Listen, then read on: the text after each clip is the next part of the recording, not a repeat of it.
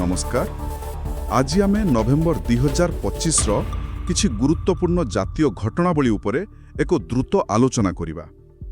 एही आलोचना विशेष भावरे सेमानक पई जो माने प्रतियोगितामूलक परीक्षा पई प्रस्तुत हेउचंती। आमे प्रश्न एवं उत्तर माध्यमरे आगोकू बढ़िबा। हाँ बिल्कुल, प्रश्नोत्तर शैली रे मुख्य तथ्यगुड़ी को मने रखिबा बहुत सहज हुए। आमर उद्देश्य हेउछि प्रत्येक विषय को स्पष्ट आउ संक्षिप्त भावरे बुझाइबा। तेबे चलंतु आरंभ करिबा। ठीक अछि। तेबे आमर प्रथम प्रश्न, question 1, which ministry in collaboration with the Ministry of Education and Ministry of Tribal Affairs launched the Model Youth Gram Sabha initiative in New Delhi to foster democratic leadership? Ministry of Rural Development, Ministry of Panchayati Raj, Ministry of Home Affairs, Ministry of Social Justice and Empowerment. हाँ, तो एहार सठिक उत्तर हेउछि ministry of पंचायती राज। देखंतु एहाकू NEP 2020 सहित जोड़ी देखिबाकू पड़िबो। माने पिलामानंकू गणतांत्रिक नेतृत्व विषय रे एक प्रैक्टिकल अनुभूति देबा पाई एही तीनोटी मंत्रणालय मिसी एही मॉडल यूथ ग्राम सभा आरंभ करिसंती। अच्छा, पिला बेलू गणतंत्र शिक्षा बहुत भला। ठीक अछि। परवर्ती प्रश्न, India has received a 6-month waiver from US sanctions on which port, allowing continued Indian operations there until at least April 2026. Bandar Abbas Port, Gwadar Port, Chabahar Port, Duke Port. एहार उत्तर त स्पष्ट, चाबाहार पोर्ट।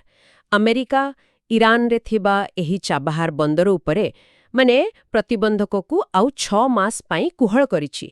एटा भारत पाई बहुत जरूरी, कारण एहा द्वारा पाकिस्तान को bypass करी अफगानिस्तान आउ मध्य एशिया सह संपर्क रखिएब। हाँ, यह एक बड़ कूटनैतिक सफलता। ठीक अछि। Question 3, India has come out in support of Afghanistan's plan to build a dam on which Pakistan-bound river, Helmand River, Kunar River, Kabul River, Hari River. अच्छा, एहार उत्तर हेउछि कुनार रिवर।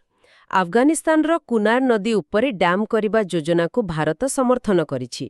आउ भारत एहा मध्य कहिछि जे स्थायी जल परिचालना रे सेमाने अफगानिस्तान को सहाय्य करिबाको प्रस्तुत। All right. Question 4. At the International Solar Alliance 2025, which country launched new global solar initiatives to promote clean energy? United States, China, India, France. एहार Uttar हेउछि India. ISA 2025 रे भारत किछि नुआ वैश्विक पदक्षेप आरंभ करिछि। मूल लक्ष्य हेउछि माने स्वच्छ शक्ति, सर्कुलर अर्थनीति और समस्तों पई शक्ति उपलब्ध कराइबा। ठीक अछि। Question 5. Which health scheme has become the world's #1 health scheme with more than 12 crore families covered? PM Jan Arogya Yojana, Ayushman Bharat, PM Swasthya Mission, National Health Mission. हाँ, एहा हेउछि आयुष्मान भारत। 2018 रे आरंभ होइथिला आउ एबे एहा विश्वर सबुठारु बड़ सरकारी स्वास्थ्य योजना। 12 कोटीरु अधिक परिवारंकु वर्षको 5 लाख टंका पर्यंत स्वास्थ्य बीमा देउछि। 12 कोटी परिवार, यह प्रकृतरे एक बहुत बड़ संख्या। Moving on, which city has been ranked as India's dirtiest city in Swachh Survekshan 2025? Patna, Kanpur, Madurai, Meerut. दुःखर कथा, किंतु उत्तरटी हेउछि मदुराई।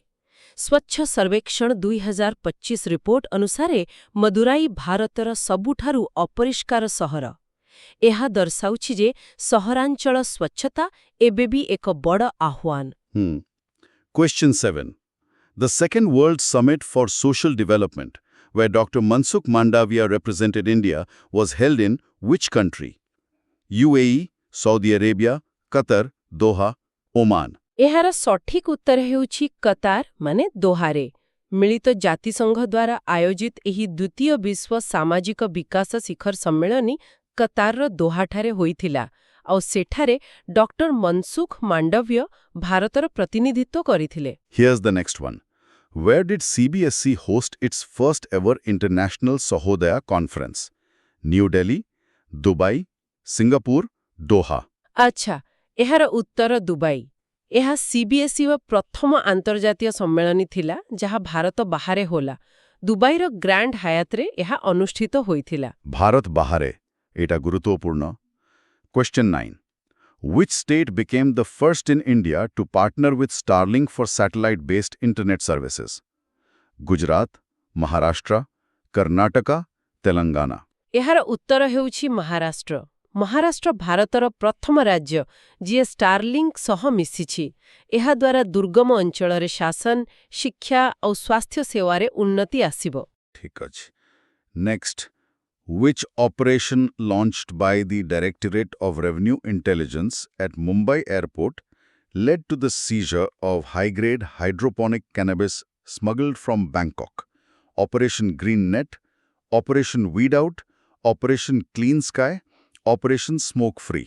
ହଁ, ଏହାର ଉତ୍ତର ହେଉଛି ଅପରେସନ୍ ୱିଡ୍ ଆଉଟ୍।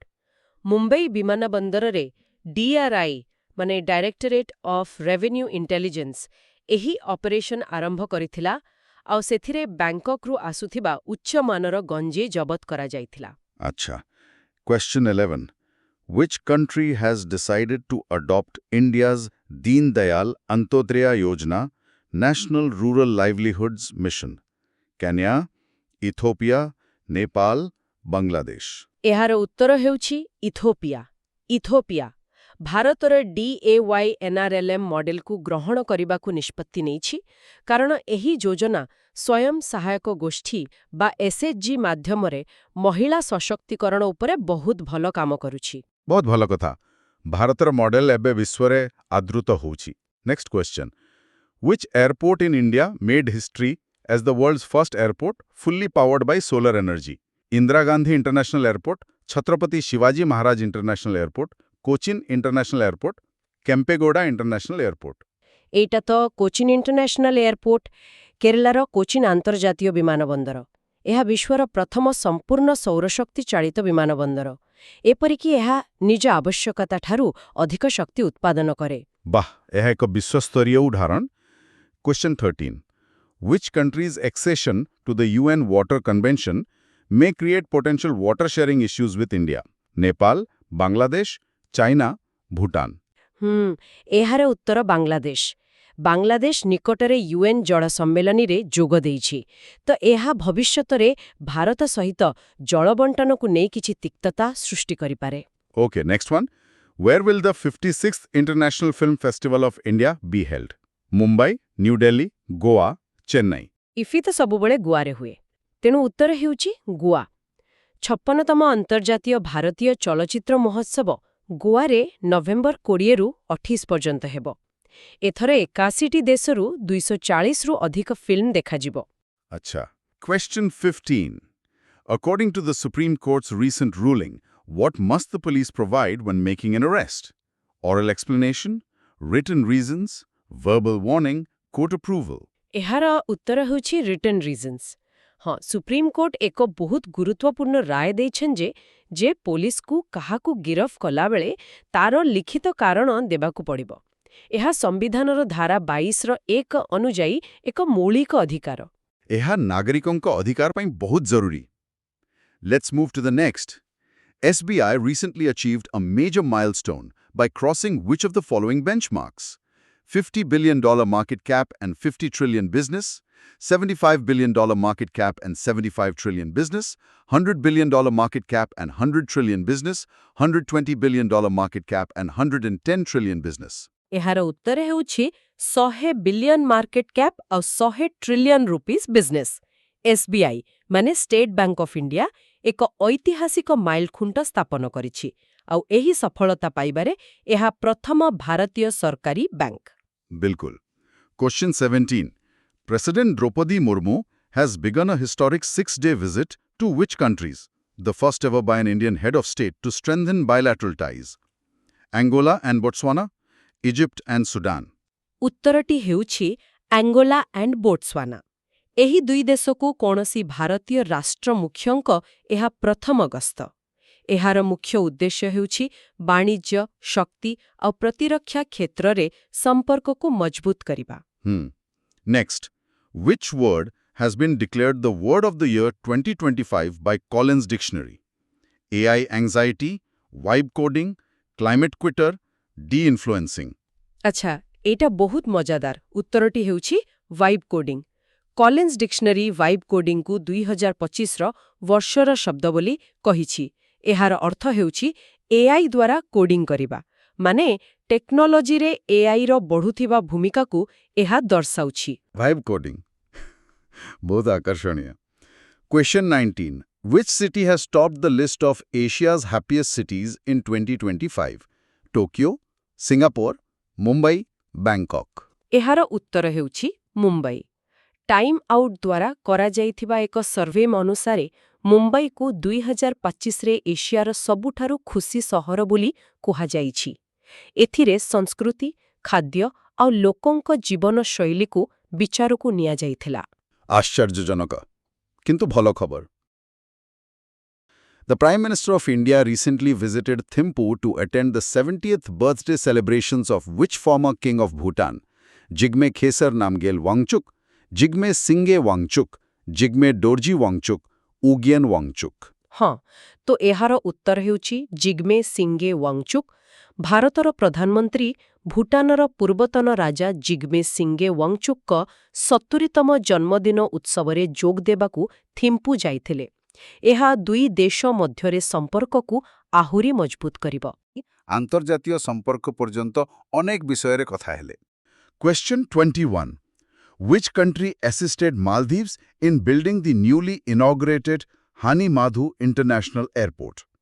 Options ଅଛି ଚାଇନା, ଜାପାନ, ଇଣ୍ଡିଆ ଆଉ UAE. ହଁ, ତେବେ ଏହାର ସଠିକ ଉତ୍ତର ହେଉଛି ଭାରତ, ମାନେ ଇଣ୍ଡିଆ। ଇଣ୍ଡିଆ. ହଁ, କଥାଟା ହେଉଛି ଭାରତର ପ୍ରାୟ $800 ମିଲିୟନ ଗୋଟିଏ ଋଣ ସହାୟତାରେ। ଓହୋ. ହଁ, ଏହି ହାନିମାଧୁ ଆନ୍ତର୍ଜାତୀୟ ବିମାନବନ୍ଦରର ବିକାଶ କରାଯାଇଛି। ଆଉ ଏହା ମାଳଦ୍ୱୀପର ଯେଉଁ ଉତ୍ତର ଅଞ୍ଚଳ ଅଛି ସେଠି ଯୋଗାଯୋଗ ବଢ଼ାଇବାରେ ବହୁତ ସାହାଯ୍ୟ କରିବ। ବୁଝିଲି. ଭଲ. ତେବେ ପରବର୍ତ୍ତୀ ପ୍ରଶ୍ନକୁ ଯିବା. Question 22. India has partnered with which country for real-time cross-border payments through UPI and Fawry Plus? Options ଗୁଡ଼ିକ ହେଲା ସାଉଦି ଆରେବିଆ, କତାର, ବାହାରେନ୍, UAE. ଏହାର ଉତ୍ତର ହେଉଛି ବାହାରିନ୍। ବାହାରେନ୍. ହଁ, ଦେଖନ୍ତୁ ଆମର ଯେଉଁ NPCI ଅଛି ସେମାନେ ବାହାରେନ୍ର ଗୋଟେ ଫିନ୍ଟେକ୍ କମ୍ପାନୀ ବେନିଫିଟ୍ ସହିତ ଗୋଟେ ଚୁକ୍ତି କରିଛନ୍ତି। ଏହାଦ୍ୱାରା ମାନେ ଦୁଇ ଦେଶ ଭିତରେ ଟଙ୍କା ପଠାଇବାଟା ବହୁତ ଶୀଘ୍ର ଆଉ ସହଜ ହେଇଯିବ। ଏଟା ତ ବହୁତ ବଢ଼ିଆ କଥା. ନିଶ୍ଚୟ। ଠିକ୍ ଅଛି. ଆମର ପରବର୍ତ୍ତୀ ପ୍ରଶ୍ନ, Question 23. Which state has become the first in India to implement the amended Bharat Net scheme statewide? ଏବଂ ବିକଳ୍ପଗୁଡ଼ିକ ହେଲା ହରିୟାଣା, ପଞ୍ଜାବ, ଗୁଜରାତ, କର୍ଣ୍ଣାଟକ. ଏହାର ସଠିକ ଉତ୍ତର ହେଉଛି ପଞ୍ଜାବ। ଆଚ୍ଛା, ପଞ୍ଜାବ. ହଁ, ପଞ୍ଜାବ ହେଉଛି ଭାରତର ପ୍ରଥମ ରାଜ୍ୟ ଯିଏ ଏହି ସଂଶୋଧିତ ଭାରତ ନେଟ୍ ଯୋଜନାକୁ ପୁରା ରାଜ୍ୟରେ ଲାଗୁ କରିଛି। ବୁଝିଲି. ଏହାଦ୍ୱାରା ତ ଦୁର୍ଗମ ଅଞ୍ଚଳରେ ବି ଇଣ୍ଟରନେଟ୍ ଆଉ ବ୍ରଡବ୍ୟାଣ୍ଡ ସେବା ପହଞ୍ଚିବ. ଏକଦମ ଠିକ୍। ସେଇଟା ହିଁ ଏହାର ମୂଳ ଉଦ୍ଦେଶ୍ୟ। ଭଲ. ତେବେ ଆଗକୁ ବଢ଼ିବା. Question 25. India's first modern river ferry terminal was recently inaugurated by Nirmala Sitharaman in which state? Kerala, Tamil Nadu, Assam, Gujarat. ଏହାର ଉତ୍ତର ହେଉଛି ଆସାମ। Assam? ହଁ, କେନ୍ଦ୍ରମନ୍ତ୍ରୀ ନିର୍ମଳା ସୀତାରମଣ ଆସାମର ବ୍ରହ୍ମପୁତ୍ର ନଦୀକୂଳରେ ଗୋଟେ ଟର୍ମିନାଲର ଉଦ୍ଘାଟନ କରିଛନ୍ତି। ଏହାର ନାଁ ହେଉଛି ଗୁଆହାଟୀ ଗେଟୱେ ଟର୍ମିନାଲ। ଆଉ ଏଇଟା ହେଉଛି ଭାରତର ପ୍ରଥମ ଆଧୁନିକ ନଦୀ ଫେରି ଟର୍ମିନାଲ। ବହୁତ ବଢ଼ିଆ. ଠିକ୍ ଅଛି. ଏବେ ପ୍ରଶ୍ନ number 25. Question 25. India and Nepal recently signed a letter of exchange to enhance which area of bilateral cooperation? Air defense cooperation, rail-based trade connectivity, hydropower generation, digital payment system. ଏହାର ଉତ୍ତର ହେଉଛି ରେଳ ଆଧାରିତ ବାଣିଜ୍ୟ ସଂଯୋଗ, ମାନେ ରେଳ ବେସ୍ଡ ଟ୍ରେଡ୍ କନେକ୍ଟିଭିଟି। ଆଚ୍ଛା. ହଁ, ଏଥିରେ ଭାରତ ଆଉ ନେପାଳ ଭିତରେ ଯୋଗୱାନୀ ବିରାଟନଗର ଲିଙ୍କ ମାଧ୍ୟମରେ ସିଧା ରେଳରେ ମାଲ ପରିବହନ ପାଇଁ ଗୋଟେ ଚୁକ୍ତି ହେଇଛି। ଏହାଦ୍ୱାରା ତ ଦୁଇ ଦେଶର ଅର୍ଥନୈତିକ ସମ୍ପର୍କ ଆହୁରି ମଜବୁତ ହେବ। ନିଶ୍ଚିତ ଭାବରେ। ଠିକ୍ ଅଛି. ଏବେ ଟେକ୍ନୋଲୋଜି ସହ ଜଡ଼ିତ ଗୋଟେ ପ୍ରଶ୍ନ. Question 26.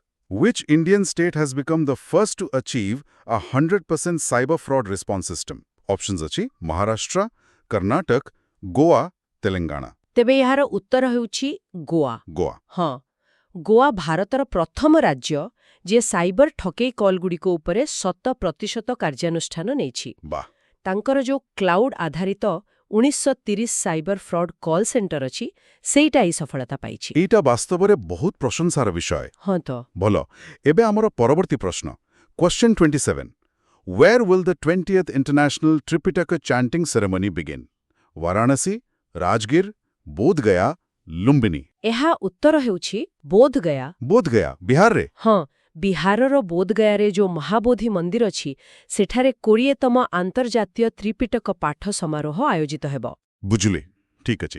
Question 28 Which country has been named as the country partner for the Hornbill Festival 2025? Options Germany, United States, United Kingdom, UK. ଏହାର ସଠିକ ଉତ୍ତର ହେଉଛି ଯୁକ୍ତରାଜ୍ୟ ୟୁକେ। UK, ଆଚ୍ଛା। ହଁ, ନାଗାଲାଣ୍ଡର ଯେଉଁ ପ୍ରସିଦ୍ଧ ହର୍ଣ୍ଣବିଲ୍ ମହୋତ୍ସବ ହୁଏ 2025 ପାଇଁ ଯୁକ୍ତରାଜ୍ୟକୁ ତାର ଅଫିସିଆଲ ପାର୍ଟନର ଦେଶ ଭାବେ ଘୋଷଣା କରାଯାଇଛି। ବହୁତ ବଢ଼ିଆ। ଏବେ ଗୋଟେ ଭିନ୍ନ ଧରଣର ପ୍ରଶ୍ନ question 29 Which country has suspended visa-free entry for Indian citizens due to misuse by traffickers? UAE, Iran, Qatar, Turkey. ଏହାର ଉତ୍ତର ହେଉଛି ଇରାନ। ଇରାନ କ'ଣ ପାଇଁ? ମାନେ ମାନବ ଚାଲାଣ ଆଉ ଅପହରଣ ମାମଲା ବଢ଼ିବାରୁ ଇରାନ ଭାରତୀୟ ନାଗରିକଙ୍କ ପାଇଁ ଯୋଉ ଭିସାମୁକ୍ତ ପ୍ରବେଶ ଥିଲା ତାକୁ ସାମୟିକ ଭାବେ ବନ୍ଦ କରିଦେଇଛି। ଓହୋ, ବୁଝିଲି। ଏଇଟା ତ ଗୋଟେ ଗମ୍ଭୀର ବିଷୟ। ହଁ, ନିଶ୍ଚୟ। ଠିକ୍ ଅଛି। ଆଗକୁ ବଢ଼ିବା question 30 The Supreme Court recently ruled that it cannot impose timelines on which constitutional authorities regarding assent to bills. Prime Minister and Chief Justice of India, President and Governor, Speaker of Lok Sabha and Chairman of Rajya Sabha, Finance Minister and Comptroller Auditor General. ଏହାର ଉତ୍ତର ହେଉଛି ରାଷ୍ଟ୍ରପତି ଏବଂ ରାଜ୍ୟପାଳ। President and Governor. ହଁ, supreme court ରାୟ ଦେଇଛନ୍ତି ଯେ ସମ୍ବିଧାନର ଧାରା 200 ଓ 201 ଅନୁଯାୟୀ କୌଣସି ବିଲ୍କୁ ସମ୍ମତି ଦେବା ପାଇଁ ରାଷ୍ଟ୍ରପତି କିମ୍ବା ରାଜ୍ୟପାଳଙ୍କ ଉପରେ କୌଣସି ସମୟସୀମା ଧାର୍ଯ୍ୟ କରାଯାଇପାରିବ ନାହିଁ। ଏଇଟା ଗୋଟେ ଗୁରୁତ୍ୱପୂର୍ଣ୍ଣ ସାମ୍ବିଧାନିକ ବିଷୟ। ଏକଦମ। ଭଲ। ଏବେ ଯିବା କ୍ୱେଶ୍ଚନ୍ 31 କୁ India's first Tesla center is set to open in which city? Bengaluru, Mumbai, Hyderabad, Gurugram. ଏହାର ସଠିକ ଉତ୍ତର ହେଉଛି ଗୁରୁଗ୍ରାମ। ଆଚ୍ଛା, ତେବେ ଟେସ୍ଲାର ପ୍ରଥମ ସେଣ୍ଟର ଗୁରୁଗ୍ରାମରେ। ହଁ, ଭାରତର ପ୍ରଥମ ଟେସ୍ଲା ସେଣ୍ଟର ଗୁରୁଗ୍ରାମରେ ଖୋଲିବାକୁ ଯାଉଛି। ବାଃ। ଏବେ ପରବର୍ତ୍ତୀ ପ୍ରଶ୍ନ question 32 India has reopened tourist visas for citizens of which country after a 5-year freeze? Japan, South Korea, China, Russia. ଏହାର ଉତ୍ତର ହେଉଛି ଚୀନ, ଚାଇନା। ଚୀନ। ହଁ, ପ୍ରାୟ 5 ବର୍ଷର ପ୍ରତିବନ୍ଧକ ପରେ ଭାରତ ଚୀନ ନାଗରିକଙ୍କ ପାଇଁ ପର୍ଯ୍ୟଟକ ଭିସା ପୁଣି ଥରେ ଆରମ୍ଭ କରିଛି। ଏଇଟା ତ ଦୁଇ ଦେଶର ସମ୍ପର୍କରେ ସୁଧାର ଆଣିବାରେ ସାହାଯ୍ୟ କରିପାରେ। ହଁ, ଏହାକୁ ସେମିତି ଏକ ସଂକେତ ଭାବେ ଦେଖାଯାଉଛି। ଠିକ୍ ଅଛି। ଆଗକୁ ବଢ଼ିବା question 33 Ramakrishna Mission's first Northeast College was inaugurated in which state by the Meghalaya CM? Assam, Meghalaya, Tripura, Nagaland. ଏହାର ଉତ୍ତର ହେଉଛି ମେଘାଳୟ। ମେଘାଳୟରେ। ହଁ, ମେଘାଳୟର ମୁଖ୍ୟମନ୍ତ୍ରୀ କନରାଡ୍ କେ ସାଙ୍ଗମା ସୋହରାରେ ରାମକୃଷ୍ଣ ମିଶନ କଲେଜର ଉଦ୍ଘାଟନ କରିଛନ୍ତି। ଆଉ ଏଇଟା ପୁରା ଉତ୍ତର ପୂର୍ବ ଭାରତରେ ଏହି ମିଶନର ପ୍ରଥମ କଲେଜ। ବହୁତ ଭଲ ପଦକ୍ଷେପ। ନିଶ୍ଚୟ। ଭଲ। ଏବେ ଆମର question 34 The government has consolidated 29 labor laws into how many comprehensive labor codes? Options ଅଛି 2 labor codes, 4 labor codes, 5 labor codes, 6 labor codes. ଏହାର ସଠିକ ଉତ୍ତର ହେଉଛି 4ଟି ଶ୍ରମ ସଂହିତା ମାନେ 4 ଲେବର କୋଡ୍ସ। 4ଟି। ହଁ, ଭାରତ ସରକାର 29ଟି ପୁରୁଣା ଶ୍ରମ ଆଇନକୁ ଏକାଠି କରି 4ଟି ବ୍ୟାପକ ଶ୍ରମ ସଂହିତାରେ ପରିଣତ କରିଛନ୍ତି। ଏହା ଶାସନରେ ସୁଧାର ଆଣିବ ଆଉ ବ୍ୟବସାୟ ପାଇଁ ବି ସହଜ ହେବ। ବୁଝିଲି। ଠିକ୍ ଅଛି। ଏବେ ଆମେ ଯିବା କ୍ୱେଶ୍ଚନ୍ 35 କୁ Prime Minister Narendra Modi hoisted a saffron flag at which temple, calling it a turning point in India's cultural consciousness? Tirupati Balaji, Ayodhya's Ram Temple, Kashi Vishwanath, Madurai Meenakshi. ଏହାର ଉତ୍ତର ହେଉଛି ଅଯୋଧ୍ୟାର ରାମ ମନ୍ଦିର। ଅଯୋଧ୍ୟା। ହଁ, ପ୍ରଧାନମନ୍ତ୍ରୀ ମୋଦି ଅଯୋଧ୍ୟାର ଶ୍ରୀରାମ ଜନ୍ମଭୂମି ମନ୍ଦିର ଉପରେ 191 ଫୁଟ ଉଚ୍ଚର ଗୋଟେ ଗେରୁଆ ପତାକା ଉତ୍ତୋଳନ କରିଥିଲେ। ହୁଁ ଆଉ ଏଇଟା ରାମ ମନ୍ଦିର ଆନ୍ଦୋଳନର 500 ବର୍ଷରେ ଏକ ମାଇଲ ଖୁଣ୍ଟକୁ ଚିହ୍ନିତ କରୁଛି ବୋଲି କୁହାଯାଉଛି। ବୁଝିଲି ଭଲ ଆଗକୁ ପଢିବା Question 36 In which city did PM Modi inaugurate the Saffron Aircraft Engine Services India facility? Gurugram, Bangalore, Hyderabad, Chennai. ଏହାର ସଠିକ ଉତ୍ତର ହେଉଛି ହାଇଦ୍ରାବାଦ। ହାଇଦ୍ରାବାଦରେ ହଁ, ପ୍ରଧାନମନ୍ତ୍ରୀ ମୋଦି ହାଇଦ୍ରାବାଦର ଜିଏମ୍ଆର୍ ଏରୋସ୍ପେସ୍ ପାର୍କରେ saffron aircraft engine services India ସୁବିଧାର ଉଦ୍ଘାଟନ କରିଥିଲେ। ସେଠାରେ ଲିପ୍ ଇଞ୍ଜିନ୍ଗୁଡ଼ିକର ରକ୍ଷଣାବେକ୍ଷଣ କରାଯିବ। ଆଚ୍ଛା ଠିକ୍ ଅଛି ଏବେ Question 37 After the creation of the 3 new districts, what will be the total number of districts in Andhra Pradesh? 26, 27, 29, 30. ଏହାର ଉତ୍ତର ହେଉଛି 29। 29.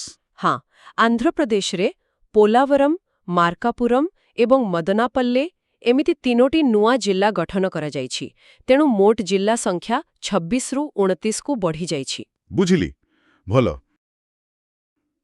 Question 38 India recently celebrated the unveiling of whose bust at the UNESCO headquarters in Paris? Mahatma Gandhi, Jawaharlal Nehru, Dr. B.R. Ambedkar, Sardar Patel. ଏହାର ଉତ୍ତର ହେଉଛି doctor Bhimrao Ambedkar. Dr. Ambedkar. ହଁ, ଭାରତୀୟ ସମ୍ବିଧାନର ପ୍ରଣେତା doctor Bhimrao ଆମ୍ବେଦକରଙ୍କର ଗୋଟେ ପ୍ରତିମୂର୍ତ୍ତି ପ୍ୟାରିସରେ ଥିବା ୟୁନେସ୍କୋ ମୁଖ୍ୟାଳୟରେ ଉନ୍ମୋଚିତ ହୋଇଛି। ଏଇଟା ତ ତାଙ୍କୁ ଏକ ବିଶ୍ୱସ୍ତରୀୟ ସ୍ୱୀକୃତି ଦେଉଛି। ଏକଦମ। ତେବେ ଏହା ଥିଲା ନଭେମ୍ବର 2025ର କିଛି ଗୁରୁତ୍ୱପୂର୍ଣ୍ଣ ଜାତୀୟ ଘଟଣାବଳୀ ଉପରେ ଏକ ଦ୍ରୁତ ଆଲୋଚନା। କିଛି ଗୁରୁତ୍ୱପୂର୍ଣ୍ଣ ରାଜ୍ୟସ୍ତରୀୟ ଖବର ଉପରେ ଦୃଷ୍ଟି ପକାଇବା। ଚାଲନ୍ତୁ ଆରମ୍ଭ କରିବା। ହଁ ନିଶ୍ଚିତ ଭାବରେ From which month and year will the Uttarakhand government start collecting a green tax from vehicles entering the state from other states? January 2026, April 2026, September 2026, December 2025. ତେବେ ଏହାର ସଠିକ ଉତ୍ତର ହେଉଛି ଡିସେମ୍ବର 2025। December 2025. ହଁ ଉତ୍ତରାଖଣ୍ଡ ସରକାର ଡିସେମ୍ବର 1, 2025ରୁ ଅନ୍ୟ ରାଜ୍ୟରୁ ଆସୁଥିବା ଗାଡ଼ିଗୁଡ଼ିକ ଉପରେ ଏହି ଗ୍ରୀନ୍ ଟ୍ୟାକ୍ସ ଲାଗୁ କରିବାକୁ ଯାଉଛନ୍ତି। ଆଚ୍ଛା, ଏହାର ମୁଖ୍ୟ ଉଦ୍ଦେଶ୍ୟ କ'ଣ? ଏହାର ମୂଳ ଉଦ୍ଦେଶ୍ୟ ହେଉଛି ପ୍ରଦୂଷଣକୁ ନିୟନ୍ତ୍ରଣ କରିବା ଆଉ ଖାସ୍ କରି ହିମାଳୟ ପରିବେଶକୁ ସୁରକ୍ଷା ଦେବା। ବୁଝିଲି। ଆଉ ଏହାକୁ କେମିତି ଲାଗୁ କରାଯିବ? ସବୁଠୁ ମଜା କଥା ହେଉଛି ଏହାକୁ ସ୍ୱୟଂଚାଳିତ ନମ୍ବର ପ୍ଲେଟ୍ ଚିହ୍ନଟକାରୀ କ୍ୟାମେରା ମାଧ୍ୟମରେ ଲାଗୁ କରାଯିବ। ଓ, ମାନେ ଟେକ୍ନୋଲୋଜିର ବ୍ୟବହାର। ଏକଦମ ବହୁତ ଭଲ। ଏବେ ପରବର୍ତ୍ତୀ ପ୍ରଶ୍ନକୁ ଯିବା। ଏହା ସଂସ୍କୃତି ସହିତ ଜଡ଼ିତ। Which Indian city has been included in UNESCO's Creative Cities Network as a creative city of gastronomy? Jaipur, Indore, Lucknow, Hyderabad. ଏଇଟା ବହୁତ ଚର୍ଚ୍ଚାରେ ଥିଲା। ଏହାର ଉତ୍ତର ହେଉଛି ଲକ୍ଷ୍ନୌ। ଲକ୍ଷ୍ନୌ। ହଁ ୟୁନେସ୍କୋର 43ତମ ସାଧାରଣ ସମ୍ମିଳନୀରେ ଲକ୍ଷ୍ନୌକୁ କ୍ରିଏଟିଭ୍ ସିଟି ଅଫ୍ ଗ୍ୟାଷ୍ଟ୍ରୋନୋମି ବା ପାକକଳାର ସୃଜନଶୀଳ ସହର ଭାବରେ ଘୋଷଣା କରାଯାଇଛି। ଏହି ମାନ୍ୟତା କାହିଁକି ଦିଆଗଲା? ଦେଖନ୍ତୁ ଏହା ଲକ୍ଷ୍ନୌର ଶତାବ୍ଦୀ ପୁରୁଣା ଅବଧି ଖାଦ୍ୟ, ସେଠାକାର ଜୀବନ୍ତ ଖାଦ୍ୟ ପରମ୍ପରା ଆଉ ତାର ସାଂସ୍କୃତିକ ଐତିହ୍ୟକୁ ଦିଆଯାଇଥିବା ଏକ ସମ୍ମାନ। ବାସ୍ତବରେ ଏକ ବଡ଼ ସ୍ୱୀକୃତି। ନିଶ୍ଚିତ। ଠିକ୍ ଅଛି। ଆମର ପରବର୍ତ୍ତୀ ପ୍ରଶ୍ନ ପରିବେଶ ଏବଂ ଜୈବ ବିବିଧତା ବିଷୟରେ। Which state has declared Rohu as its state fish to boost aquatic biodiversity? Haryana, Punjab, West Bengal, Odisha. ଏହାର ସଠିକ ଉତ୍ତର ହେଉଛି ପଞ୍ଜାବ। ପଞ୍ଜାବ? ହଁ ପଞ୍ଜାବ ସରକାର ରାଜ୍ୟରେ ଜଳଜ ଜୈବ ବିବିଧତାର ସଂରକ୍ଷଣ ପାଇଁ ଆଉ ତାକୁ ପ୍ରୋତ୍ସାହନ ଦେବା ପାଇଁ ରୋହି ମାଛକୁ ରାଜ୍ୟ ମାଛ ଭାବରେ ଆନୁଷ୍ଠାନିକ ଭାବେ ଘୋଷଣା କରିଛନ୍ତି। କେବଳ ଏକ ଘୋଷଣା ଦ୍ୱାରା କ'ଣ ଫରକ ପଡ଼ିବ? ନା ଏହା କେବଳ ଘୋଷଣା ନୁହେଁ, ଏହା ଏକ ପ୍ରତୀକ। ଏହାଦ୍ୱାରା ସେହି ପ୍ରଜାତିର ସଂରକ୍ଷଣ ପାଇଁ ସ୍ୱତନ୍ତ୍ର ଧ୍ୟାନ ଦିଆଯାଏ ଆଉ ସରକାରୀ ଯୋଜନା ବି ଆରମ୍ଭ ହୁଏ। ବୁଝିଲି। ଏବେ ଭିତ୍ତିଭୂମି ସମ୍ବନ୍ଧୀୟ ଏକ ପ୍ରଶ୍ନ। The Maharashtra government has approved the extension of the Uttan Virat Sea link to which port? Nahava Shiva Port, Vadhavan Port, Jaigarh Port, Dighi Port. ଏହାର ଉତ୍ତର ହେଉଛି ୱାଧବନ ପୋର୍ଟ। Vadhavan Port? ହଁ ମହାରାଷ୍ଟ୍ର ସରକାର ଉତ୍ତନ ବିରାଟ ସାମୁଦ୍ରିକ ଲିଙ୍କକୁ ୱାଧବନ ପୋର୍ଟ ପର୍ଯ୍ୟନ୍ତ ବୃଦ୍ଧି କରିବାକୁ ଅନୁମୋଦନ ଦେଇଛନ୍ତି। ଏହା କେତେ ବଡ଼ ପ୍ରକଳ୍ପ? ଏହା ଏକ ବହୁତ ବଡ଼ ପ୍ରକଳ୍ପ, ପାଖାପାଖି 55.12 କିଲୋମିଟର ଲମ୍ବା। ଓହୋ। ଆଉ ଏହା ମହାରାଷ୍ଟ୍ରରେ ଉତ୍ତର ଦକ୍ଷିଣ ସଂଯୋଗକୁ ଆହୁରି ମଜବୁତ କରିବ। ଠିକ୍ ଅଛି। ଏବେ ଏକ ଗୁରୁତ୍ୱପୂର୍ଣ୍ଣ ସାମାଜିକ ସଂସ୍କାର ସମ୍ବନ୍ଧୀୟ ପ୍ରଶ୍ନ। Recently which Indian state has passed a bill to ban polygamy? Kerala, Uttar Pradesh, Assam, Madhya Pradesh. ଏହା ଏକ ଐତିହାସିକ ନିଷ୍ପତ୍ତି। ସଠିକ୍ ଉତ୍ତର ହେଉଛି ଆସାମ। ଆସାମ? ଏହି ଆଇନରେ କ'ଣ ସବୁ ବ୍ୟବସ୍ଥା ଅଛି? ଦେଖନ୍ତୁ, ଆସାମ ସରକାର ରାଜ୍ୟରେ ବହୁବିବାହକୁ ନିଷିଦ୍ଧ କରିବା ପାଇଁ ଏହି ଆଇନ ଆଣିଛନ୍ତି। ଏହି ଆଇନ ଅନୁଯାୟୀ ବହୁବିବାହ ମାନେ ଏହା ଏକ ଅପରାଧ ଭାବେ ଗଣାଯିବ। ଅପରାଧ? ହଁ, ଆଉ ଏଥିପାଇଁ 7 ବର୍ଷ ପର୍ଯ୍ୟନ୍ତ କାରାଦଣ୍ଡର ବ୍ୟବସ୍ଥା ବି ରହିଛି। ଏହା ବାସ୍ତବରେ ଏକ ବଡ଼ ପଦକ୍ଷେପ। ଏକଦମ।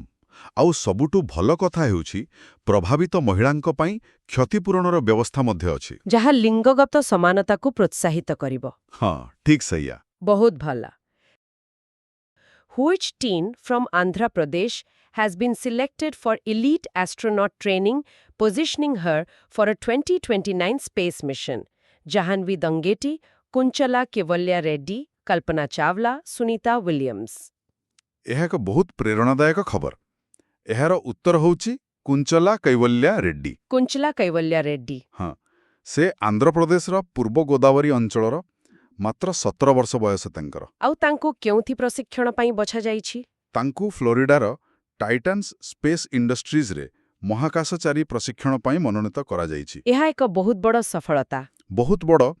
36ଟି ଦେଶରୁ 150 ପ୍ରାର୍ଥୀଙ୍କ ମଧ୍ୟରୁ ତାଙ୍କୁ ବଛାଯାଇଛି। ଭାବନ୍ତୁ ଥରେ। ଅବିଶ୍ୱାସନୀୟ। ଏହା ଅନ୍ତର୍ଜାତୀୟ ମହାକାଶ କାର୍ଯ୍ୟକ୍ରମରେ ଭାରତର ବଢ଼ୁଥିବା ଭୂମିକାକୁ ଦର୍ଶାଉଛି। ନିଶ୍ଚିତ ଭାବରେ। ଆଜି ଆମେ କିଛି ବହୁତ ଗୁରୁତ୍ୱପୂର୍ଣ୍ଣ ଆନ୍ତର୍ଜାତୀୟ ସମ୍ମିଳନୀ ବିଷୟରେ କଥା ହେବା। ତେବେ ପ୍ରଥମ ପ୍ରଶ୍ନଟି ହେଉଛି, Which country is set to host the COP32 2027 UN Climate Change Conference, becoming the first East African nation to do so? और ବିକଳ୍ପଗୁଡ଼ିକ ହେଲା କେନିଆ, ଇଥିଓପିଆ, ତାଞ୍ଜାନିଆ, ୟୁଗାଣ୍ଡା। ଏହାର ସଠିକ୍ ଉତ୍ତର ହେଉଛି ଇଥିଓପିଆ। କିନ୍ତୁ ଏହା କେବଳ ଗୋଟେ ତଥ୍ୟ ନୁହେଁ, ବୁଝିଲେ? ଏହା ପଛରେ ଗୋଟେ ବହୁତ ବଡ଼ କୂଟନୈତିକ ସଂକେତ ଅଛି। ଓହୋ, କେମିତି? ଦେଖନ୍ତୁ, ପ୍ରଥମ ଥର ପାଇଁ ପୂର୍ବ ଆଫ୍ରିକାର କୌଣସି ଦେଶ ଏତେ ବଡ଼ ଜଳବାୟୁ ସମ୍ମିଳନୀ ଆୟୋଜନ କରୁଛି। ଆଉ COPର ଅର୍ଥ ତ ଆମେ ଜାଣିଛେ, କନଫରେନ୍ସ ଅଫ୍ ଦ ପାର୍ଟିଜ୍, ମାନେ ଜାତିସଂଘର ସବୁ ସଦସ୍ୟ ଦେଶଙ୍କର ବାର୍ଷିକ ବୈଠକ। ହଁ, ଠିକ୍। କିନ୍ତୁ ଇଥିଓପିଆରେ ହେଲେ କ'ଣ? ମାନେ କ'ଣ ଏମିତି ବିଶେଷ ଫରକ ପଡ଼ିବ? ଏଇଟା ତ ଖାଲି ଗୋଟେ ଜାଗା ପରିବର୍ତ୍ତନ। ନା, ଆଦୌ ନୁହେଁ। ଦେଖନ୍ତୁ, ଆଫ୍ରିକୀୟ ୟୁନିୟନର ମୁଖ୍ୟାଳୟ କେଉଁଠି ଅଛି? ଇଥିଓପିଆର ରାଜଧାନୀ ଏଡିସ୍ ଆବାବାରେ। ତାକୁ ଆଫ୍ରିକାର ରାଜନୈତିକ ରାଜଧାନୀ ବି କୁହାଯାଏ। ଆଚ୍ଛା। ତେଣୁ ଏଠାରେ COP32 ଆୟୋଜନ କରିବା ମାନେ ସାରା ବିଶ୍ୱକୁ ଗୋଟେ ବାର୍ତ୍ତା ଦିଆଯାଉଛି। ବାର୍ତ୍ତାଟି ହେଉଛି ଯେ ଜଳବାୟୁ ପରିବର୍ତ୍ତନର ମୁକାବିଲାରେ ଆଫ୍ରିକାର ସ୍ୱରକୁ ଆଉ ଅଣଦେଖା କରାଯାଇପାରିବ ନାହିଁ। ଏହାକୁ କ୍ଲାଇମେଟ୍ ଜଷ୍ଟିସ୍ ବା ଜଳବାୟୁ ନ୍ୟାୟ କୁହାଯାଏ। ବୁଝିଲେ। ଏହା ପ୍ରକୃତିରେ ଏକ ଗୁରୁତ୍ୱପୂର୍ଣ୍ଣ ଦୃଷ୍ଟିକୋଣ। ମାନେ ଏହା କେବଳ ଭୌଗୋଳିକ ନୁହେଁ, ବରଂ ଏକ ବୈଚାରିକ ପରିବର୍ତ୍ତନର ସଂକେତ। ଆଉ ଏକ ପରିବେଶ ସମ୍ବନ୍ଧୀୟ ବୈଠକ ବି ତ ଆଫ୍ରିକାରେ ହେଉଛି। ଆସନ୍ତୁ ସେ ପ୍ରଶ୍ନଟି ଦେଖିବା। Where was the 37th meeting of the parties, MOP37, to the Montreal Protocol on Substances that Deplete the Ozone Layer held? ଆଉ ବିକଳ୍ପଗୁଡ଼ିକ ହେଲା Geneva Switzerland, Nairobi Kenya, New York USA, Paris France. ଏହାର ଉତ୍ତର ହେଉଛି ନାଇରୋବି କେନିଆ। ଆଉ ମଣ୍ଟ୍ରିଆଲ protocol ବିଷୟରେ ଗୋଟେ କଥା କହିବି, ଏହା ହେଉଛି ମଣିଷ ଇତିହାସର ସବୁଠୁ ସଫଳ ଆନ୍ତର୍ଜାତୀୟ ପରିବେଶ ଚୁକ୍ତି। ଓହୋ। ହଁ, ଏହା ଓଜୋନ୍ ସ୍ତରକୁ କ୍ଷତି କରୁଥିବା ରାସାୟନିକ ପଦାର୍ଥ, ମାନେ ସେଇ CFCs, ଯାହା ଫ୍ରିଜ୍ ଏସିରେ ବ୍ୟବହାର ହେଉଥିଲା, ତାକୁ ବନ୍ଦ କରିବା ପାଇଁ ହୋଇଥିଲା। ଆଉ ଏହା ଏତେ ସଫଳ ହୋଇଛି ଯେ ବୈଜ୍ଞାନିକମାନେ କହୁଛନ୍ତି 2066 ସୁଦ୍ଧା ଓଜୋନ୍ ଛିଦ୍ର ସମ୍ପୂର୍ଣ୍ଣ ଭାବେ ଭଲ ହୋଇଯିବ। ବାଃ, ଏହା ତ ବହୁତ ବଡ଼ ଖବର। Which country is set to host the Colombo Security Conclave CSC meeting this week? Sri Lanka, Maldives, India, Bangladesh. ହଁ, ଏହାର ଉତ୍ତର ହେଉଛି ଭାରତ। କଲମ୍ବୋ ସିକ୍ୟୁରିଟି କନକ୍ଲେଭ୍ ବା CSC ଏହା ଏବେ ଭାରତ ମହାସାଗର ଅଞ୍ଚଳ ପାଇଁ ବହୁତ ଗୁରୁତ୍ୱପୂର୍ଣ୍ଣ। ଏଥିରେ ଭାରତ, ଶ୍ରୀଲଙ୍କା, ମାଲଦ୍ୱୀପ ଓ ମରିସସ୍ ସଦସ୍ୟ ଅଛନ୍ତି। ବାଂଲାଦେଶ ପର୍ଯ୍ୟବେକ୍ଷକ ଭାବେ ଅଛି। ହଁ, କିନ୍ତୁ ଏହାର ମାନେ ପ୍ରକୃତ ଉଦ୍ଦେଶ୍ୟ କ'ଣ? କାରଣ ଏମିତି ସୁରକ୍ଷା ଗୋଷ୍ଠୀଗୁଡ଼ିକର ସାଧାରଣତଃ ଆଉ କିଛି ଭିତରି ଉଦ୍ଦେଶ୍ୟ ଥାଏ ନୁହେଁ କି? ଆପଣ ଏକଦମ ମୂଳ କଥାଟି ପଚାରିଲେ। ଦେଖନ୍ତୁ, ସିଏସ୍ଏସ୍ର ପ୍ରକୃତ ଉଦ୍ଦେଶ୍ୟ ହେଉଛି ଭାରତ ମହାସାଗରରେ ଚୀନର ବଢ଼ୁଥିବା ପ୍ରଭାବକୁ ସନ୍ତୁଳିତ କରିବା। ଚୀନର ଷ୍ଟ୍ରିଙ୍ଗ ଅଫ୍ ପର୍ଲସ ରଣନୀତି କଥା ତ ଆମେ ଶୁଣିଛେ। ହଁ ହଁ ସିଏସ୍ଏସ୍ ହେଉଛି ତାର ଗୋଟେ କୂଟନୈତିକ ଜବାବ। ଏହା ମାଧ୍ୟମରେ ଭାରତ ନିଜକୁ ଏହି ଅଞ୍ଚଳର ନେଟ୍ ସିକ୍ୟୁରିଟି ପ୍ରୋଭାଇଡର ବା ପ୍ରମୁଖ ସୁରକ୍ଷା ପ୍ରଦାନକାରୀ ଭାବେ ପ୍ରତିଷ୍ଠିତ କରିବାକୁ ଚେଷ୍ଟା କରୁଛି। ଆଚ୍ଛା, ଭାରତ କେବଳ ସୁରକ୍ଷା ନୁହେଁ, ସଂରକ୍ଷଣରେ ବି ନେତୃତ୍ୱ ନେବାକୁ ଚାହୁଁଛି। ପରବର୍ତ୍ତୀ ପ୍ରଶ୍ନ ସେହି ବିଷୟରେ। India will host the first ever global big cat summit in 2026. Where will it be organised? ଏହାର ବିକଳ୍ପଗୁଡ଼ିକ ହେଲା ମୁମ୍ବାଇ, ନ୍ୟୁ ଦିଲ୍ଲୀ, ଜୟପୁର, ବେଙ୍ଗଲୁରୁ। ଏହାର ଆୟୋଜନ ନୂଆଦିଲ୍ଲୀରେ କରାଯିବ। ଆଉ ଏହା ଗୋଟେ ବହୁତ ବଡ଼ ପଦକ୍ଷେପ। ଏହି ସମ୍ମିଳନୀ ମାଧ୍ୟମରେ ଭାରତ ବାଘ, ସିଂହ, ଚିତାବାଘ, ହିମଚିତା ଏମିତି ଦୁନିଆର 7ଟି ବଡ଼ ବିଲେଇ ପ୍ରଜାତିଙ୍କ ସଂରକ୍ଷଣ ପାଇଁ ଗୋଟେ ବିଶ୍ୱସ୍ତରୀୟ ମେଣ୍ଟ ତିଆରି କରୁଛି। India hosted the second regional open digital health summit 2025 in which city? New Delhi, Mumbai, Bengaluru, Hyderabad. ଏହାର ଉତ୍ତର ମଧ୍ୟ ନୂଆଦିଲ୍ଲୀ। ଏହି ସମ୍ମିଳନୀର ମୁଖ୍ୟ ଉଦ୍ଦେଶ୍ୟ ହେଲା ଦକ୍ଷିଣ ପୂର୍ବ ଏସିଆ ଦେଶମାନଙ୍କ ମଧ୍ୟରେ ଡିଜିଟାଲ ସ୍ୱାସ୍ଥ୍ୟ କ୍ଷେତ୍ରରେ ସହଯୋଗ ବଢ଼ାଇବା। ଏଠାରେ ଓପନ୍ ଡିଜିଟାଲ ଶବ୍ଦଟି ବହୁତ ଗୁରୁତ୍ୱପୂର୍ଣ୍ଣ, ମାନେ ଏକ ଖୋଲା ଟେକ୍ନୋଲୋଜି ଢାଞ୍ଚା, ଯାହାକୁ ଯେ କେହି ବ୍ୟବହାର କରିପାରିବ। ଆଚ୍ଛା, ଏଇଟା ତ ମାନେ ଆମ ୟୁପିଆଇର ସଫଳତା କାହାଣୀ ଭଳି ଶୁଭାଯାଉଛି ନୁହେଁ କି? ଯେମିତି ଆମେ ଡିଜିଟାଲ ପେମେଣ୍ଟ ପାଇଁ ଏକ ଓପନ୍ ନେଟୱାର୍କ ତିଆରି କଲୁ, ସେମିତି କ'ଣ ସ୍ୱାସ୍ଥ୍ୟ କ୍ଷେତ୍ରରେ ବି କରିବାକୁ ଯାଉଛୁ? ଏକଦମ ଠିକ୍ ଧରିଛନ୍ତି। ଏହା ହିଁ ଏହାର ମୂଳ ଲକ୍ଷ୍ୟ। ଭାରତ ନିଜର ଡିଜିଟାଲ ପବ୍ଲିକ୍ ଇନଫ୍ରାଷ୍ଟ୍ରକ୍ଚର ବା ଡିପିଆଇ ମଡେଲକୁ ଏବେ ବୈଦେଶିକ ନୀତିର ଏକ ଅଂଶ କରିସାରିଲାଣି। ୟୁପିଆଇ, ଆଧାର, କୋୱିନ୍ ପ୍ଲାଟଫର୍ମ ଏସବୁର ସଫଳତା ପରେ ଭାରତ ଏବେ ସ୍ୱାସ୍ଥ୍ୟ କ୍ଷେତ୍ରରେ ବି ସେହିଭଳି ମଡେଲ ଦେଇ ଅନ୍ୟ ଦେଶଙ୍କୁ ସାହାଯ୍ୟ କରିବାକୁ ଚାହୁଁଛି। ଆଜି ଆମେ କିଛି ବହୁତ ଗୁରୁତ୍ୱପୂର୍ଣ୍ଣ ସାମ୍ପ୍ରତିକ ଘଟଣାବଳୀ ଉପରେ କଥା ହେବା। ଆମର ମୂଳ ଉଦ୍ଦେଶ୍ୟ ହେଉଛି ଯେ ନିକଟରେ ଯେତେ ସବୁ ବଡ଼ ବଡ଼ ନିଯୁକ୍ତି ହେଇଛି ବା ଅନ୍ୟ କିଛି ମୁଖ୍ୟ ଘଟଣା, ସେ ସବୁକୁ ଟିକେ ସରଳ ଭାବରେ ବୁଝିବା ଆଉ ମନେ ରଖିବା। ତେବେ ଆରମ୍ଭ କରିବା? ହଁ, ଚାଲନ୍ତୁ ଆରମ୍ଭ କରିବା। ତେବେ ପ୍ରଥମ ପ୍ରଶ୍ନ, who has assumed charge as the 40th chief of material in the Indian navy? Vice admiral Sanjay Jaisingh, vice admiral Dinesh K Tripathi, vice admiral B Sivakumar, vice admiral Krishna Swaminathan? ତେବେ ଏହାର ସଠିକ୍ ଉତ୍ତର ହେଉଛି vice admiral B Sivakumar. B Sivakumar? ଆଜ୍ଞା, ସେ ହେଉଛନ୍ତି ଭାରତୀୟ ନୌସେନାର 40ତମ ଚିଫ୍ ଅଫ୍ ମଟେରିଆଲ। ଆଉ ଗୋଟେ କଥା, ତାଙ୍କୁ ତାଙ୍କର ବିଶିଷ୍ଟ ସେବା ପାଇଁ ବିଶିଷ୍ଟ ସେବା ପଦକ ଆଉ ଅତି ବିଶିଷ୍ଟ ସେବା ପଦକ ବି ମିଳିଛି। As the new Controller General of Defense Accounts CGDA, Rajesh Kumar, Biswajit ସହାୟ, ଅନିଲ କୁମାର, ସଞ୍ଜୟ ବର୍ମା? ଏହାର ଉତ୍ତରଟା ହେଲା ବିଶ୍ୱଜିତ ସହାୟ। ବିଶ୍ୱଜିତ ସହାୟ? ହଁ, ସେ ହେଉଛନ୍ତି 1990 ବ୍ୟାଚ୍ର ଜଣେ ଇଣ୍ଡିଆନ୍ ଡିଫେନ୍ସ ଆକାଉଣ୍ଟ ସର୍ଭିସ ମାନେ ଆଇଡିଏସ୍ ଅଫିସର। ଆଉ ସେ 1 ନଭେମ୍ବର 2025ରୁ ଏହି ପଦରେ ଆର୍.କେ. ଅରୋରାଙ୍କ ସ୍ଥାନ ନେଇଛନ୍ତି। ବୁଝିଲି। ଚାଲନ୍ତୁ ପରବର୍ତ୍ତୀ ପ୍ରଶ୍ନକୁ ଯିବା। India born Ghazala Hashmi has made history by becoming the first South Asian American Lieutenant Governor of which US state? California, Texas, Virginia, New York? ଏଇଟା ଗୋଟେ ବହୁତ ବଡ଼ ଖବର। ଏହାର ଉତ୍ତର ହେଉଛି ଭର୍ଜିନିଆ। ଭର୍ଜିନିଆ? ଆଜ୍ଞା, ଭାରତୀୟ ବଂଶୋଦ୍ଭବ ଘଜାଲା ହାଶମି। ସେ ଆମେରିକାର ଭର୍ଜିନିଆ ରାଜ୍ୟର ପ୍ରଥମ ଦକ୍ଷିଣ ଏସୀୟ ଆମେରିକୀ ଆଉ ପ୍ରଥମ ଭାରତୀୟ ମୂଳ ମହିଳା ଲେଫ୍ଟନାଣ୍ଟ ଗଭର୍ଣ୍ଣର ହୋଇଛନ୍ତି। ମାନେ ଇତିହାସ ସୃଷ୍ଟି କରିଛନ୍ତି ସେ। ବାସ୍ତବରେ ଏକ ଗର୍ବର ବିଷୟ। ଆଉ ଗୋଟେ ଆମେରିକା ସମ୍ବନ୍ଧୀୟ ପ୍ରଶ୍ନ, who has been sworn in as the new United States ambassador to India? Eric Garcetti, Antony Blinken, Richard Verma, Sergio Gor? ଏହାର ସଠିକ୍ ଉତ୍ତର ହେଉଛି ସର୍ଜିଓ ଗୋର୍। ସର୍ଜିଓ ଗୋର୍? ହଁ, ତାଙ୍କର ଶପଥ ଗ୍ରହଣ ସମୟରେ ଆମେରିକାର ରାଷ୍ଟ୍ରପତି ଡୋନାଲ୍ଡ ଟ୍ରମ୍ପ ନିଜେ ଉପସ୍ଥିତ ଥିଲେ। ଆଉ ଉପରାଷ୍ଟ୍ରପତି ଜେ.ଡି. ଭ୍ୟାନ୍ସ ତାଙ୍କୁ ଶପଥ ପାଠ କରାଇଥିଲେ। ଓହୋ, ତାମାନେ ୱାଶିଂଟନ ଆଉ ନୂଆଦିଲ୍ଲୀ ମଧ୍ୟରେ ସମ୍ପର୍କକୁ ବହୁତ ଗୁରୁତ୍ୱ ଦିଆଯାଉଛି। ଏକଦମ। ଠିକ୍ ଅଛି, ପରବର୍ତ୍ତୀ ପ୍ରଶ୍ନ। Who has been elected as the first Indian president of the International Organization of Motor Vehicle Manufacturers, OICI? R.C. Bhargava, Shailesh Chandra, Pawan Goenka, Anand Mahindra, ଏହାର ଉତ୍ତର ହେଉଛି ଶୈଳେଶ ଚନ୍ଦ୍ର। Shailesh Chandra. ହଁ, ସେ ହେଉଛନ୍ତି ସୋସାଇଟି ଅଫ୍ ଇଣ୍ଡିଆନ୍ ଅଟୋମୋବାଇଲ୍ ମ୍ୟାନୁଫ୍ୟାକ୍ଚରର୍ସ ବା ସାୟାମର ସଭାପତି। ଆଉ ସେ OICAର ପ୍ରଥମ ଭାରତୀୟ ସଭାପତି ଭାବେ ନିର୍ବାଚିତ ହୋଇଛନ୍ତି। ବାଃ, ଏଇଟା ତ ଭାରତର ଅଟୋମୋଟିଭ୍ ଶିଳ୍ପ ପାଇଁ ଗୋଟେ ମାଇଲଖୁଣ୍ଟ।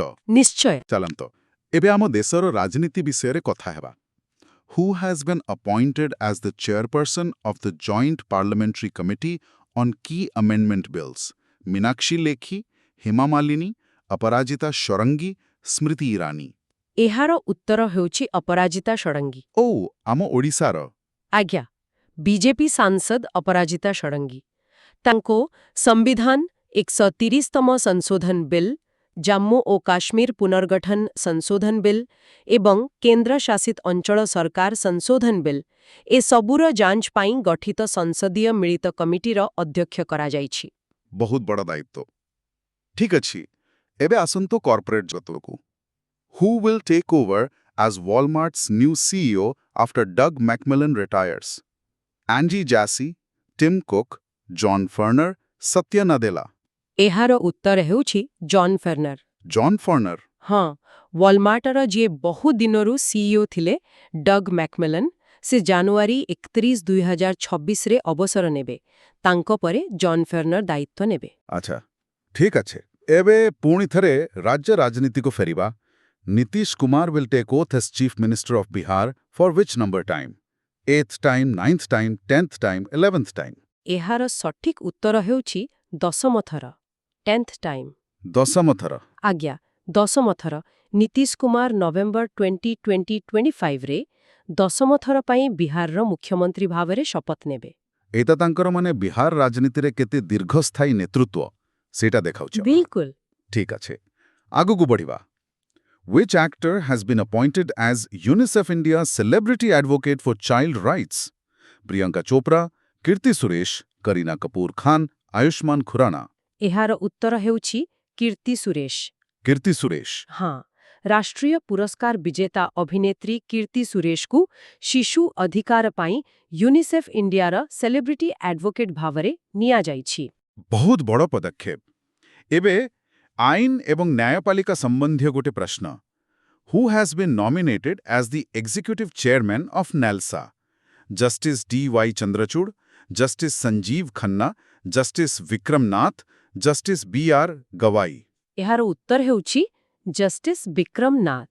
Justice Vikram Nath. ହଁ, ରାଷ୍ଟ୍ରପତି ଦ୍ରୌପଦୀ ମୁର୍ମୁ ସୁପ୍ରିମକୋର୍ଟର ବିଚାରପତି ଜଷ୍ଟିସ୍ ବିକ୍ରମ ନାଥଙ୍କୁ 24 ନଭେମ୍ବର 2025ରୁ ଜାତୀୟ ଆଇନ ସେବା ପ୍ରାଧିକରଣ ବା ନାଲସାର କାର୍ଯ୍ୟନିର୍ବାହୀ ଅଧ୍ୟକ୍ଷ ଭାବେ ମନୋନୀତ କରିଛନ୍ତି। ବୁଝିଲି। ଏବେ ପରବର୍ତ୍ତୀ ପ୍ରଶ୍ନ। ହୁଁ, Who has been selected to chair the International IDEA in 2026? Rajiv Kumar, Sunil Arora, Gyanesh Kumar, Anup Chandra Pandey. ଏହାର ଉତ୍ତରଟା ହେଲା ଜ୍ଞାନେଶ କୁମାର। Gyanesh Kumar? ଆଜ୍ଞା, ସେ 2026 ମସିହାରେ ଇଣ୍ଟରନ୍ୟାସନାଲ ଆଇଡିଆର ଅଧ୍ୟକ୍ଷତା କରିବେ ଆଉ ବିଶ୍ୱସ୍ତରରେ ଗଣତାନ୍ତ୍ରିକ ଅନୁଷ୍ଠାନଗୁଡ଼ିକୁ ମଜବୁତ କରିବା ପାଇଁ ଯେଉଁ ପ୍ରୟାସ ହେବ ତାର ନେତୃତ୍ୱ ନେବେ। ଏହା ଭାରତ ପାଇଁ ଏକ ବଡ଼ ସମ୍ମାନ। ନିଶ୍ଚୟ। ଆଜି ଆମେ ସ୍ୱୀକୃତି ବା ରେକଗ୍ନିସନ୍ ବିଷୟରେ କଥା ହେବା। ତେବେ ଚାଲନ୍ତୁ ଆରମ୍ଭ କରିବା। ନିଶ୍ଚୟ। ଆମର ପ୍ରଥମ ପ୍ରଶ୍ନ ପୁରସ୍କାର ବିଭାଗରୁ। Who conferred the Bhupen Hazarika Awards celebrating North-East icons? Amit Shah, Rajnath Singh, Jyotiraditya Scindia, କିରଣ ରିଜିଜୁ। ଏହାର ଉତ୍ତର ହେଉଛି ଜ୍ୟୋତିରାଦିତ୍ୟ ସିନ୍ଧିଆ। ଜ୍ୟୋତିରାଦିତ୍ୟ ସିନ୍ଧିଆ କେନ୍ଦ୍ରମନ୍ତ୍ରୀ। ଏକଦମ। ସେ ହେଉଛନ୍ତି କେନ୍ଦ୍ର ଯୋଗାଯୋଗ ଏବଂ ଉତ୍ତର ପୂର୍ବ କ୍ଷେତ୍ର ବିକାଶ ମନ୍ତ୍ରୀ। ଆଚ୍ଛା। ଆଉ ଏହି ପୁରସ୍କାରଟି ଗୁଆହାଟୀରେ ଦିଆଯାଇଥିଲା, ବିଶେଷ କରି ଡକ୍ଟର ଭୂପେନ ହଜାରିକାଙ୍କ ଶତବାର୍ଷିକୀ ଅବସରରେ। ଓହୋ, ଶତବାର୍ଷିକୀରେ? ସେଇଟା ତ ବହୁତ ଗୁରୁତ୍ୱପୂର୍ଣ୍ଣ। ହଁ, ଏହା କେବଳ ପୁରସ୍କାର ନୁହେଁ ବରଂ ଉତ୍ତର ପୂର୍ବର ସଂସ୍କୃତିକୁ ମୁଖ୍ୟ ସ୍ରୋତରେ ସାମିଲ କରିବାର ଏକ ପ୍ରୟାସ। ବହୁତ ବଢ଼ିଆ। ଏବେ ପରିବେଶ କ୍ଷେତ୍ରକୁ ଯିବା। Which Indian climate activist has been named among Time's 100 most influential climate leaders? Sonam Wangchuk, वंदना शिवा, सुनीता नारायण, मेधा पाटकर। ଏହାର ଉତ୍ତରତା ସୋନମ ୱାଙ୍ଗଚୁକ୍, ଓହୋ, ସୋନମ ୱାଙ୍ଗଚୁକ୍। ଯେ 3 ଇଡିୟଟ୍ସ ଫିଲ୍ମର ପ୍ରେରଣା ଥିଲେ। ଏକଦମ ସେହି ସୋନମ ୱାଙ୍ଗଚୁକ୍। ତାଙ୍କୁ ହିଁ ଟାଇମ୍ 100 କ୍ଲାଇମେଟ୍ 2025 ତାଲିକାରେ ସ୍ଥାନ ମିଳିଛି। କିନ୍ତୁ ତାଙ୍କର ପ୍ରକୃତ କାମ କ'ଣ, ମାନେ ଏତେ ବଡ଼ ସ୍ୱୀକୃତି ପାଇଁ? ଦେଖନ୍ତୁ, ତାଙ୍କର ଯୋଉ ଆଇସ୍ ସ୍ତୂପ ପ୍ରକଳ୍ପ ଅଛି ଲଦାଖରେ, ହଁ ମୁଁ ଶୁଣିଛି ସେ ବିଷୟରେ। ସେଇଟା ଗୋଟେ ଅଦ୍ଭୁତ କାମ। ଶୀତ ଦିନର ପାଣିକୁ ବରଫ କରି ସାଇତି ରଖିବା ଆଉ ଗ୍ରୀଷ୍ମ ଋତୁରେ ବ୍ୟବହାର କରିବା। ମାନେ ଏକଦମ ସରଳ ସ୍ଥାନୀୟ ଜ୍ଞାନକୌଶଳର ବ୍ୟବହାର। ବିଲକୁଲ। ଆଉ ଟାଇମ୍ ମ୍ୟାଗାଜିନ୍ ଏହି କଥାକୁ ହିଁ ସ୍ୱୀକୃତି ଦେଇଛି। ବୁଝିଲେ। ଏବେ ଟିକେ ଖେଳ ଜଗତକୁ ଯିବା। Who received the knighthood from King Charles III for services to football and philanthropy? ବିକଳ୍ପଗୁଡ଼ିକ ହେଲା Lionel Messi, Cristiano Ronaldo, David Beckham, Harry Kane. ଏହି ସମ୍ମାନ ମିଳିଛି ଡେଭିଡ୍ ବେକମ୍କୁ। ଡେଭିଡ୍ ବେକହମ୍, ତାଙ୍କୁ ନାଇଟହୁଡ୍ ଉପାଧି ମିଳିଲା? ହଁ, କିଙ୍ଗ ଚାର୍ଲସ ତୃତୀୟଙ୍କ ଦ୍ୱାରା। କେବଳ ଫୁଟବଲ ପାଇଁ ନୁହେଁ, ତାଙ୍କର ଜନକଲ୍ୟାଣମୂଳକ କାର୍ଯ୍ୟ ପାଇଁ ମଧ୍ୟ। ଏହାର ଅର୍ଥ ତାଙ୍କର ପ୍ରଭାବ ଖେଳ ପଡ଼ିଆ ବାହାରେ ବି ଅଛି। ନିଶ୍ଚିତ ଭାବରେ। ସେ ଜଣେ ଗ୍ଲୋବାଲ ଆଇକନ୍। ୟୁନେସେଫ୍ ସହିତ ତାଙ୍କର କାମ ବହୁତ ଗୁରୁତ୍ୱପୂର୍ଣ୍ଣ। ଏହି ନାଇଟହୁଡ୍ ତାଙ୍କର ସେହି ସାମଗ୍ରିକ ବ୍ୟକ୍ତିତ୍ୱକୁ ସ୍ୱୀକୃତି ଦେଉଛି। ଠିକ୍ କଥା। ଏବେ ଆଧ୍ୟାତ୍ମିକତା ଆଡ଼କୁ। Who received the world peace and security leadership award 2025 for contributions to peace and security? Dalai Lama, Gurudev Sri Sri Ravishankar, Kailash Satyarthi, Ban Ki Moon. ଏହି ପୁରସ୍କାର ପାଇଛନ୍ତି ଗୁରୁଦେବ ଶ୍ରୀ ଶ୍ରୀ ରବିଶଙ୍କର। ଆଚ୍ଛା, ଶ୍ରୀ ଶ୍ରୀ ରବିଶଙ୍କରଙ୍କୁ ତାଙ୍କୁ କାହିଁକି? ତାଙ୍କର ସଂଗଠନ ଆର୍ଟ ଅଫ୍ ଲିଭିଂ ମାଧ୍ୟମରେ ସେ ବିଶ୍ୱର ଅନେକ ସଂଘର୍ଷପୂର୍ଣ୍ଣ ଅଞ୍ଚଳରେ ଶାନ୍ତି ପାଇଁ କାମ କରିଛନ୍ତି। ହଁ, ମୁଁ ଜାଣିଛି। ତ ତାଙ୍କର ସେହି ପ୍ରୟାସ ପାଇଁ ତାଙ୍କୁ ବୋଷ୍ଟନ ଗ୍ଲୋବାଲ ଫୋରମ ଏହି ସମ୍ମାନ ଦେଇଛି। ବୁଝିଲେ। ଏବେ ସାହିତ୍ୟର ସବୁଠୁ ବଡ଼ ପୁରସ୍କାର, who has won the 2025 Booker prize for the novel Flesh? Salman Rushdie, Arundhati Roy, David Szalay, Margaret Atwood. ଉତ୍ତର? ଏହାର ଉତ୍ତର ହେଉଛି ଡେଭିଡ୍ ଷ୍ଟାଲେ। ଡେଭିଡ୍ ଷ୍ଟାଲେ। ଆଉ ଉପନ୍ୟାସର ନାଁ ଫ୍ଲେଶ୍। ଏଥିରେ ଏମିତି କ'ଣ ଖାସ୍ ଥିଲା? ଏହାର ଶୈଳୀ, ମାନେ ଏଥିରେ କୌଣସି ବଡ଼ ଘଟଣା ନାହିଁ। ଆଚ୍ଛା। ହଁ, ବରଂ ଜଣେ ସାଧାରଣ ମଣିଷର ନୀରବତା, ତାର ଅକୁହା ଭାବନାକୁ ବହୁତ ସୂକ୍ଷ୍ମ ଭାବରେ ଦେଖାଯାଇଛି। ମାନେ ଏହା ଆଧୁନିକ ଜୀବନର ଏକାକୀପଣ ଉପରେ ଆଧାରିତ? ଏକଦମ। ଆଉ ବୁକର ପୁରସ୍କାର ସବୁବେଳେ ଏମିତି କିଛି ନୂଆ ଶୈଳୀକୁ ହିଁ ଖୋଜିଥାଏ। ଠିକ୍ ଅଛି।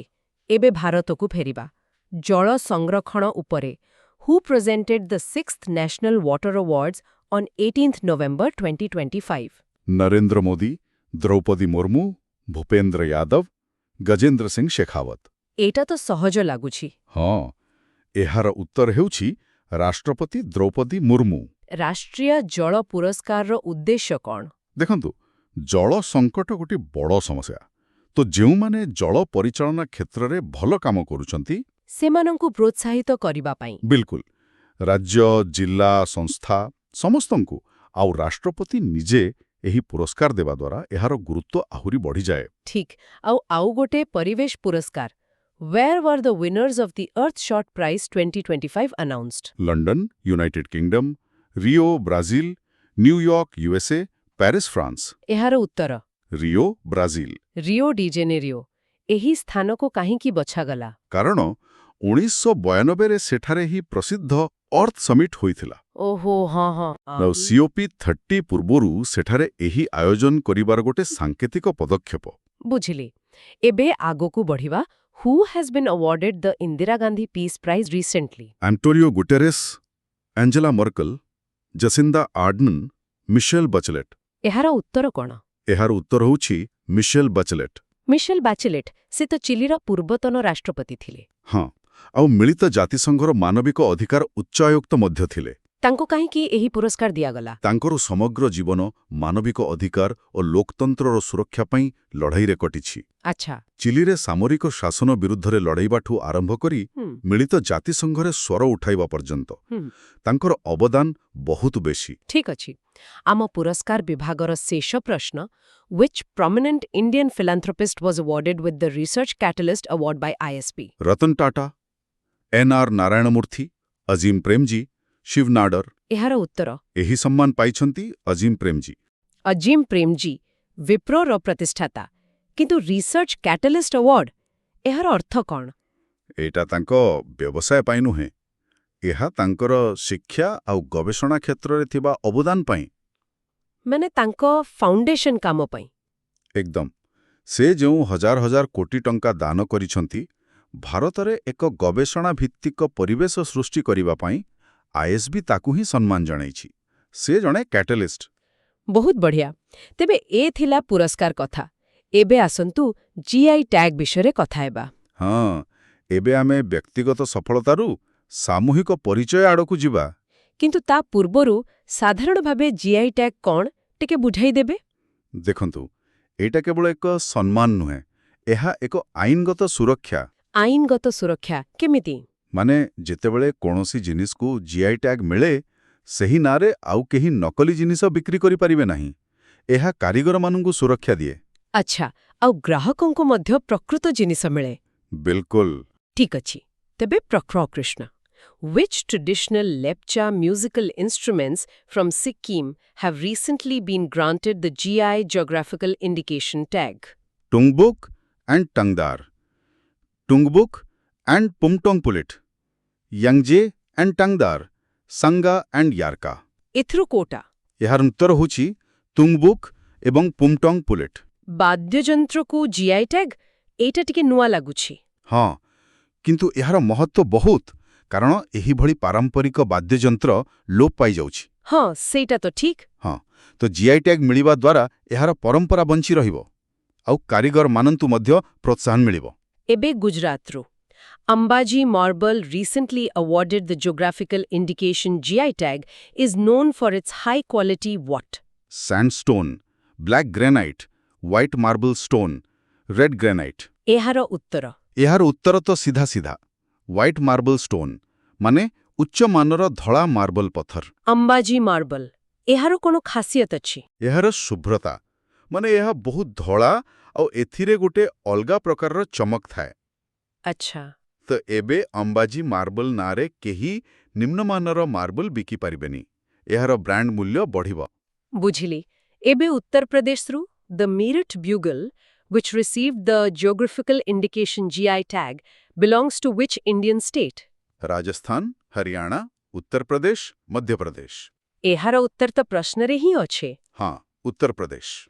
ମିରଟ ସହରର ବିଗୁଲ। Meerut Bugle, ଏହା ବିଷୟରେ ମୁଁ କେବେ ଶୁଣି ନଥିଲି। ଏଇଟା ଗୋଟେ 140 ବର୍ଷରୁ ବି ଅଧିକ ପୁରୁଣା ପରମ୍ପରା। ଓହୋ।